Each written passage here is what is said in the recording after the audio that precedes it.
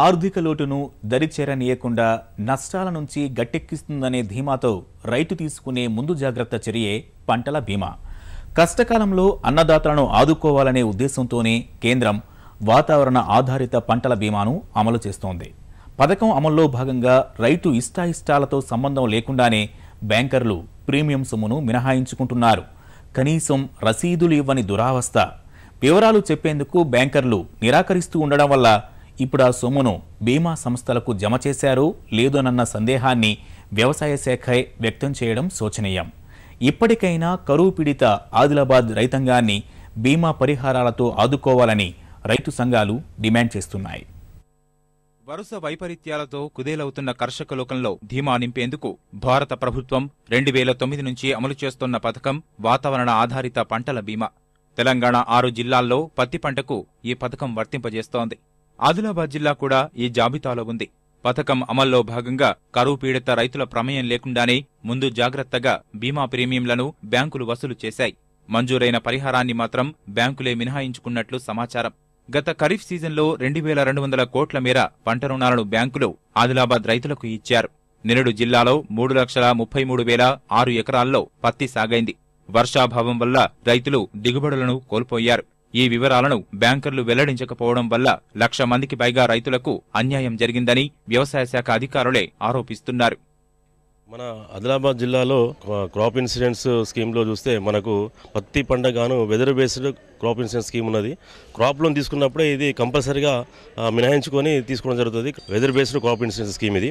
గతంలో చాలా రైతులు ఈ మన వాతావరణ బీమా కింద లోన్ తీసుకోవడం కట్ చేసుకోవడం జరిగింది. కానీ బ్యాంకర్స్ మరి ఎంతమంది రైతులకు మన జిల్లాలో కట్ చేసినారు, లాస్ట్ ఇయర్ ఎన్ని క్లెయిమ్స్ వచ్చినాయి అనేది ఎక్కడ కూడా మాకు రికార్డ్స్ ఇవ్వడం లేదు. బ్యాంకర్స్ పలు దఫాలు మనం మీటింగ్ పెట్టి మరి గౌరవ కలెక్టర్ గారి ఆధ్వర్యంలో కూడా మీటింగ్ పెట్టి బ్యాంకర్స్ అడగడం జరిగింది. ఇంతవరకు ఏ బ్యాంకు కూడా మనం గతంలో మన రైతులు ఎంతమంది మన జిల్లా నుంచి క్లెయిమ్స్ వచ్చినాయి అనేది ఇప్పటివరకు ఇవ్వడం లేదు. మేము కూడా మా శాఖ నుండి ఇన్సూరెన్స్ కంపెనీకి లెటర్స్ రాయడం జరుగుతున్నది. కానీ ఇప్పటివరకు ఎలాంటి సమాధానం దొరకలేదు మాకు. ప్రభుత్వం రుణమాఫీని సైతం అమలు చేసింది.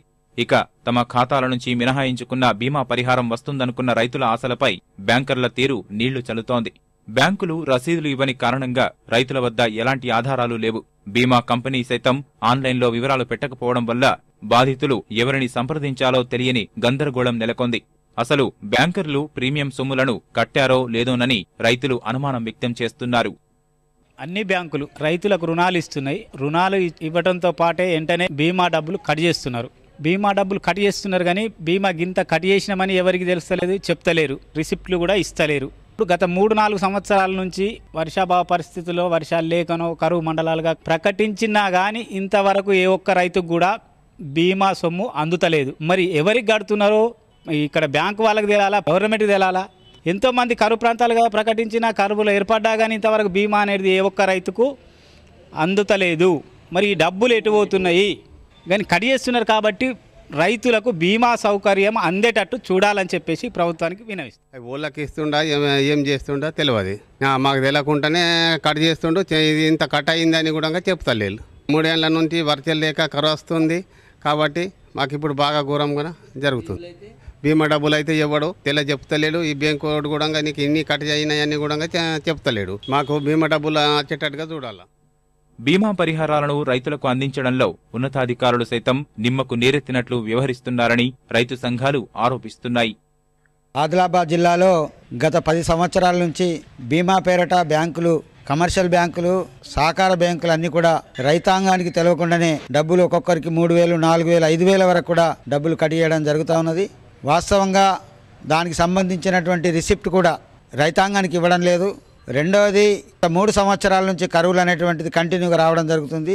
ఏ ఒక్కసారి కూడా వర్షపాతం నమోదు చేసుకొని కరువు ప్రాంతాలుగా ప్రకటించినప్పటికీ ప్రభుత్వాలు రుణమాఫీ ఇచ్చినప్పటికీ కూడా బీమా డబ్బులు అనేటువంటిది జిల్లాకు రావడం లేదు. అగ్గి తలిగినట్టయితే ఆగమేఘాల మీద అధికార యంత్రాంగం కానీ, ఇన్సూరెన్స్ వాళ్ళు కానీ, ఫైర్ స్టేషన్ వాళ్ళు కానీ ఖచ్చితంగా వెళ్ళి 1-2 కోట్లు ఎక్కువ అధికమేసి ఇంత నష్టం జరిగిందనేటువంటి చెప్పడం కూడా జరుగుతుంది. మా జిల్లాలోనే 11 కోట్ల రూపాయలు కట్ అయినాయని చెప్తున్నారు. ఇప్పుడు కనీసం దగ్గర బీమాకు కావలసినటువంటి ఒక 400-500 కోట్ల రూపాయలు వచ్చేదానికి అవకాశం అనేటువంటిది ఉంటుంది. కానీ ఒక నయా పైసా కూడా రైతుల బ్యాంకుల ద్వారా వచ్చేటువంటి స్థితి లేదు. కేంద్ర ప్రభుత్వం అమలు చేస్తున్న పంటల బీమా రైతుకు మేలు చేసేదే అయినా క్షేత్రస్థాయిలో పథకం అమలు సరిగ్గా లేదన్నది అక్షర సత్యం. ఇప్పటికైనా కర్షకులోకం ప్రయోజనార్థం నిరుటి పరిహారాలు అందేలా సర్కారు చొరవ చూపాలి. లేని పక్షంలో వాతావరణ ఆధారిత పంటల బీమా పథకంపై రైతుల విశ్వాసం సన్నగిల్లడం ఖాయం.